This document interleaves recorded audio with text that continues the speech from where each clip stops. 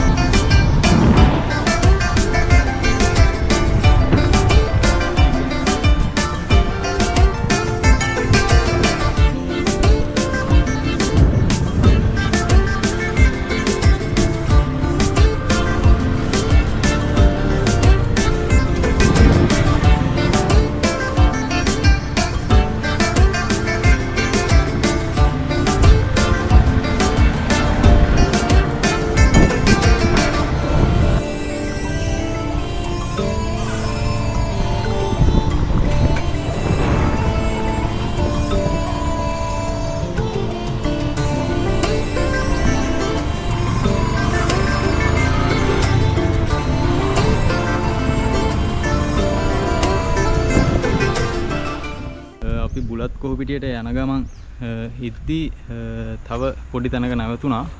දියැලක් තියෙනවා කියලා දැනගන්න හම්බුණා. මේ හරිය සොළඹ ඇල්ල කියලා තමයි අපිට කිව්වේ. එතනට යන්න බුලත් කොහොපිටියට කලින් සාමාන්‍යයෙන් බුලත් කොහොපිටියට කලින් වංගුවක් හම්බ වෙනවා. ඒ වංගුව වලට හොයාගන්න ලේසියි මෙතන කොහෙන්ද හැරෙන්න ඕනේ කියලා. මෙතන මල් ශාලාවක් තියෙනවා. ඔයාලට පේනවා මේ. ඉතින් මේ මල් ශාලාවේ බෝඩ් එක දැක්කම අනිවාර්යෙන් හොයාගන්න පුළුවන්. මෙතන තමයි ලොකේෂන් එක. මේ වගේ පොඩි අඩිපාරක් තමයි තියෙන්නේ ඇතුළට යන්න. මම ලොකේෂන් එකක් දාන්න. අපි ගිහිල්ලා බලමු මේ දියැල්ල මොන වගේද කියලා.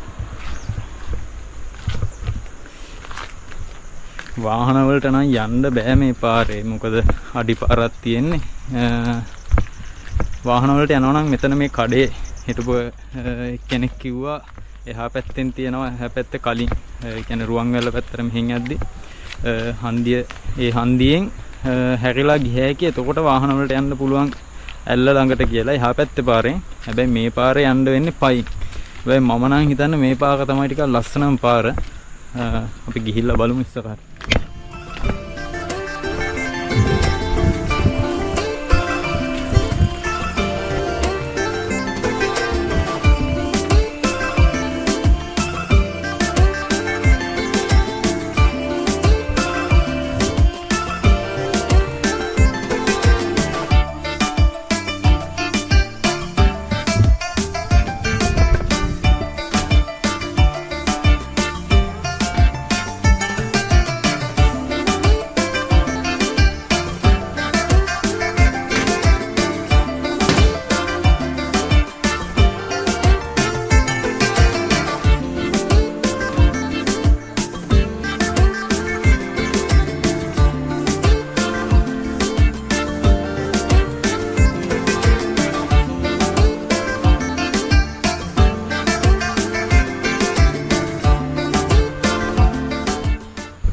ඇත්තරම මේ හිතුවට වඩා මාක ලස්සන පාරක අපි යන්නේ. මේ දියැල්ලට යන්න තියෙන්නේ.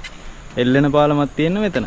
දැන් හරියට මේකේ මේ යන මං හිතන්නේ මේ දියැල්ල වතුක පාර වෙන්න ඇති මේ ගලාගෙන යන්නේ මේ පල්ලෙහායි.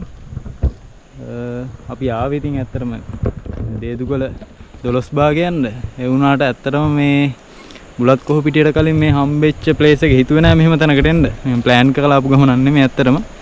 මාකම ලස්සනයි මේ මාර මද්දකි මම මේ කාලෙකින් තමයි මෙහෙම මේ වැල් පාලම කියන්නේ. වැල් පාලමක් කියන්නේ මේක කේබල් වලින් යකඩ කේබල් වලින් හදපු පාලම. අපි යන් ඉස්සරහට තව මං හිතන්නේ මේ පාර ටිකක් ලස්සන වෙයි. මොකද වැඩි කට්ටිය යන්නේ නැති පාරක් වගේ. තව දෙන්නෙක් ඉස්සරහින් ගියා අපිට කලින්. ඒ ඇරෙන්න නම් වෙන කාවත් දැක්කේ නැහැ. ගිහිල්ලා බලමු ඉස්සරහට.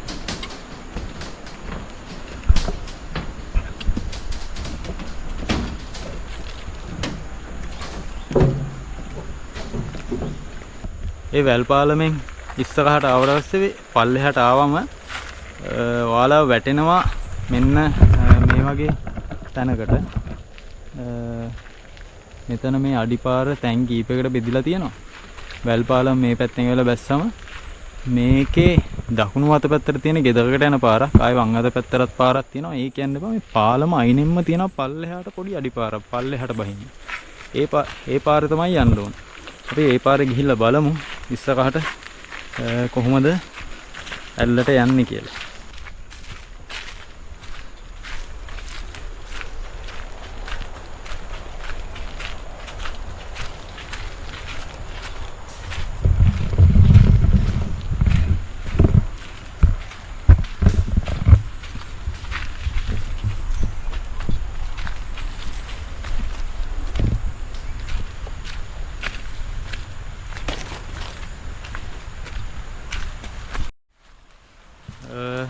අඩිපාර දිගේ අපි දැන් පොඩි මීටර් 100ක් විතර ඉස්සරහට ආවම මෙන්න මේ වගේ කුඹුරකට තමයි කුඹුරක් ගාවකට තමයි එන්න තියෙන්නේ. මේ කුඹුර ගාවින් මම හිතන්නේ දියැල්ල අපිට පේනවා.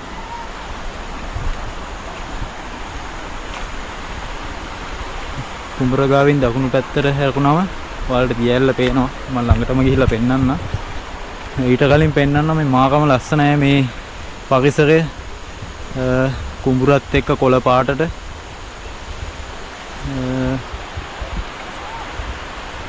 දියැල්ල පේනවා මෙතනට. ළඟට ගිහිල්ලා මම පෙන්නන්නම් තව ටිකක්.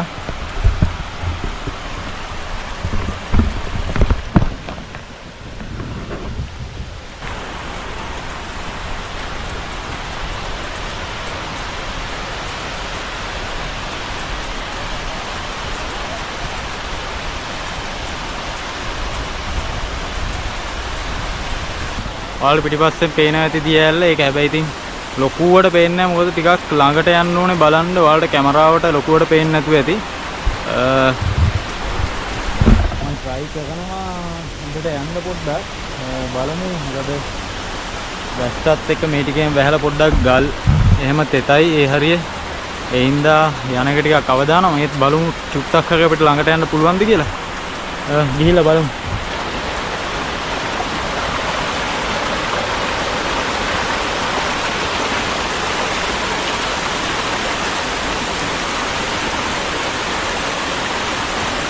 මේ තමයි සොළඹැල්ල. මේට වඩා උඩට යන්න ටිකක් අමාරුයි මේ පාරේ. මොකද ගල් එක්ක යන්න අමාරුයි. ගල් පැතලි ගල් තියෙන්නේ. අපි ආපු ගමන යන්න අවශ්‍ය හින්දා සහ අවදානමක් ගන්න බැරි හින්දා අපි උඩට යන්නේ නැහැ මීට වඩා. මේ තමයි සොළඹැල්ල.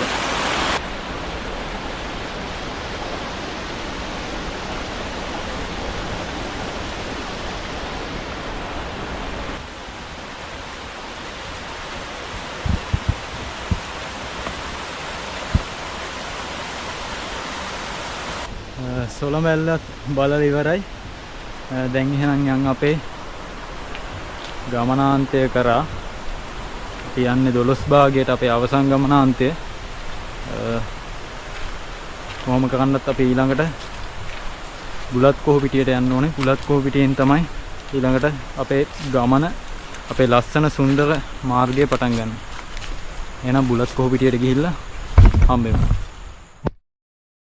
අපි දැන් බුලත් කොහු පිටිය ටවුන් එක මට ඇවිල්ලා බුලත් කොහොපිටිය ටවුන් එකෙන් දේදුගල පාකට හරවලා තියෙන්නේ.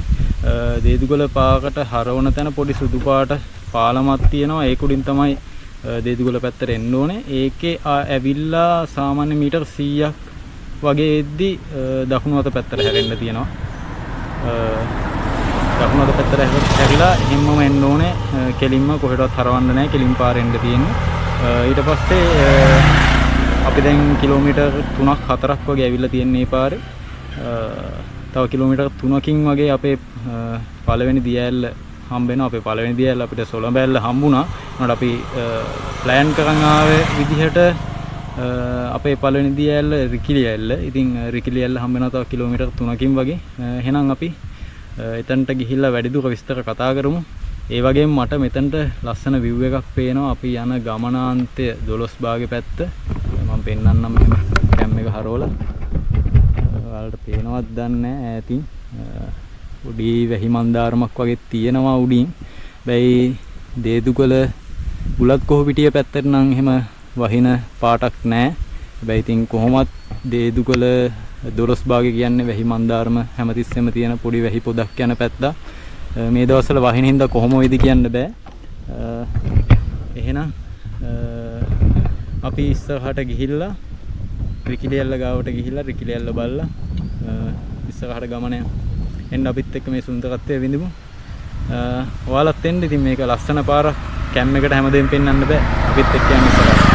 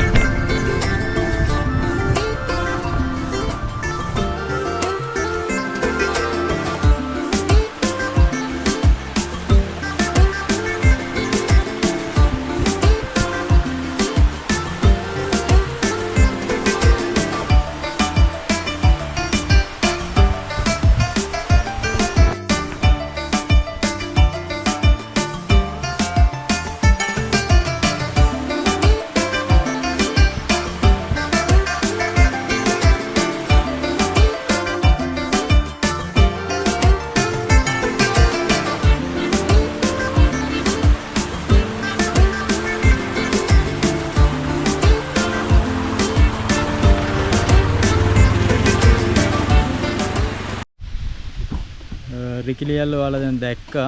අපි ළඟට ගිහිල්ලා බලලා ආවේ.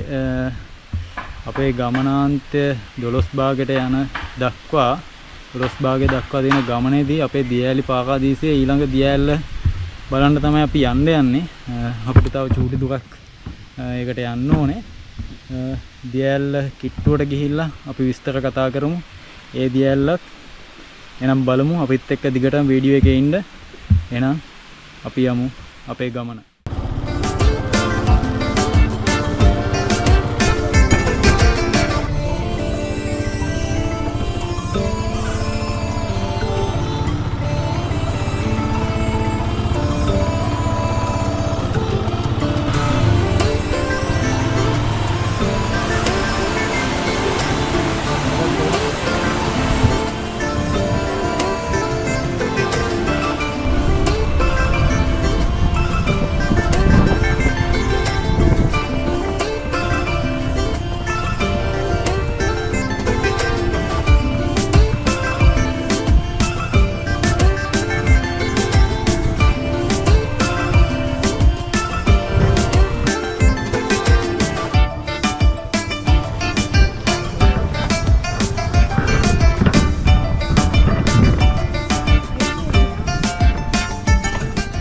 දැන් අපි යන්නේ නලගනැල්ල බලන්න. නලගනැල්ල බලන්න මේ පාරේ මේ හම්බ වෙන ඔයාලා දැන් ඉද්දි දැක්ක පාරේ පොඩ්ඩක් පල්ලෙහාට යන්න ඕනේ. මේ පාරේ බයික් වලට වගේ යන්න පුළුවන්. හැබැයි වාහන වලට යන්න බෑ. වාහන උඩ නවත්තලා තිබ්බ තැනින් නවත්තලා තමයි යන්න වෙන්නේ. බයික් වලට වගේ පොඩ්ඩක් ගිය හැකි මගට වෙනකන් ටිකට් කවුන්ටර් එක ගාවට නිකන් යන්න පුළුවන් කියලා තමයි කිව්වේ. අපි ඉස්සරහට ගිහිල්ලා බලමු කොහොමද පාර සහ දියඇල්ල කොහොමද ලස්සන කියලා අපි ඉස්සරහට ගිහලා බලමු.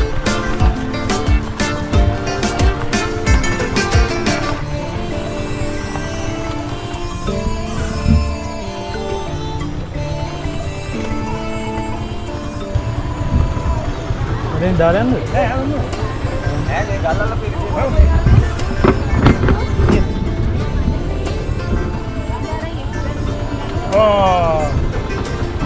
අර ගන්නකො. වෙනවද? නෑ ගලකට ඉන්නේ. හොදන්නේ.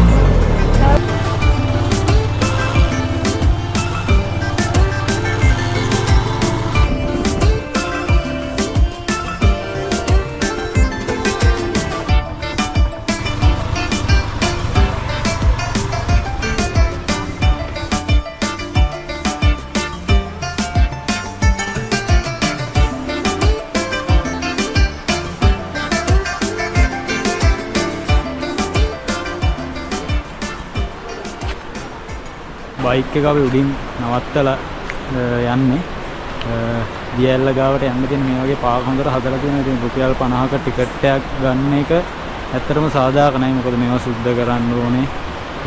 කුණු කසල මුකුත් නැහැ. ඉතින් හොඳට පිරිසිදුව තියාගෙන ඉන්නවා. අපි දියැල්ල කිට්ටුවටම ගිහලා බලමු කොහොමද ලස්සන කියලා. ළඟට යනකම් තාම දියැල්ල පේන්නේ නැහැ. දියැල්ල පේන තෙක්මානට දැන් නම් ඇවිල්ලා ඉන්නේ මම ඔයාලට කැම් එක හරවලා පෙන්නන්න. අන්න පොඩියට ගස් අතරින් පේනවා නේද දියැල්ල. අපි බලමු ටිකක් ළඟට යන්න පුළුවන්ද කියලා. ඉස්සරහට ගිහිල්ලා බලමු.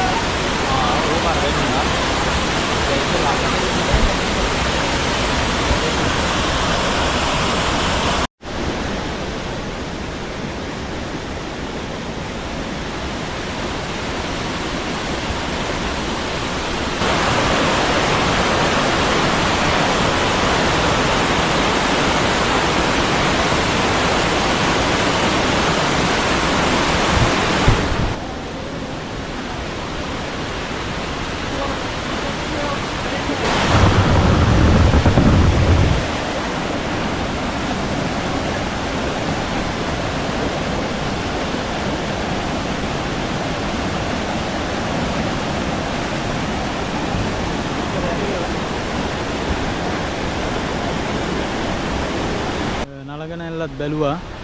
නලගනැල්ල අපිට තව ටිකක් උඩට යන්න තිබ්බා. මොකද වතුර වැඩි ඒ හින්දා යන්න බෑ ගල් ඉස්සනවා.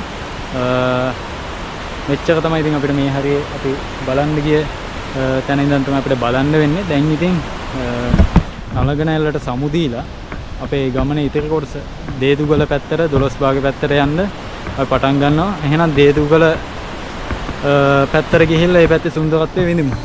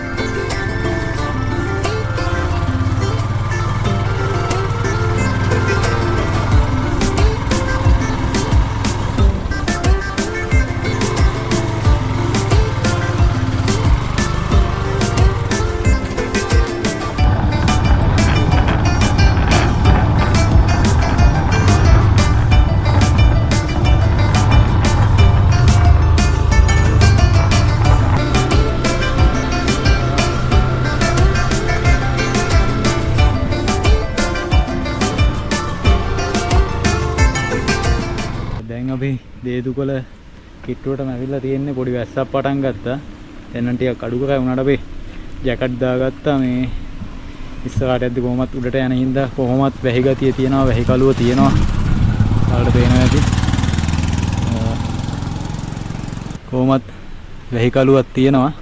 බුලත් කොහො පිටිය පැත්තට නම් වැස්සේ නැහැ. අපි එද්දි හොඳ පැහැදිලි හසක් තිබ්බේ. හැබැයි දැන් මෙහි කොහොමත් මීදුමයි වැහි මන්දාරමයි ඔක්කොම එක දැන් වැස්ස පටන් ගත්තා.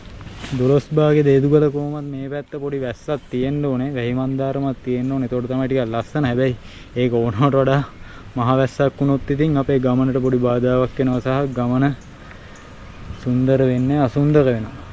ඉතින් ජැකට් දාගෙන ඉන්නේ හිමීට.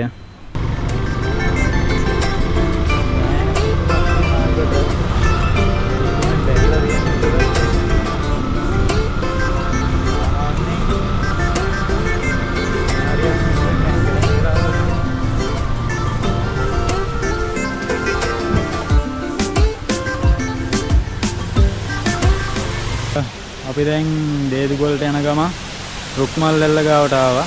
රුක්මල්ලැල්ල තියෙන පාරයි නෙමෙයි. පිටිපස්සෙන් ඔයාලට පේන හැටි රුක්මල්ලැල්ල ලස්සනට කඩා හැලෙනවා.